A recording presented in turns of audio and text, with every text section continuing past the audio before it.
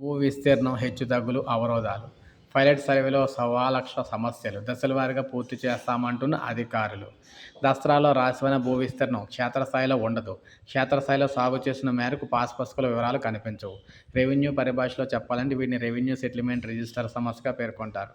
రాష్ట్రంలో సాగు భూముల్లో అత్యధికంగా ఇలాంటివే. 2017-18లో నిర్వహించిన భూ దసరాల ప్రక్షాళన, గత ఏడాది రెవెన్యూ సదస్సులు, పైలట్ సర్వేల్లో ఆర్ఎస్ఆర్ సమస్యలు పెద్ద ఎత్తున ఉన్నట్లు గుర్తించారు. శాశ్వత పరిష్కారం చూపడానికి రెవెన్యూ శాఖ అయితే జిల్లాకో మండలంలో సమగ్ర సర్వే చేపడుతుంది. రోవర్లతో సర్వే అయితే చేయబోతున్నారు. రాష్ట్రంలో 1936లో మొదటి భూ సర్వే నిర్వహించారు.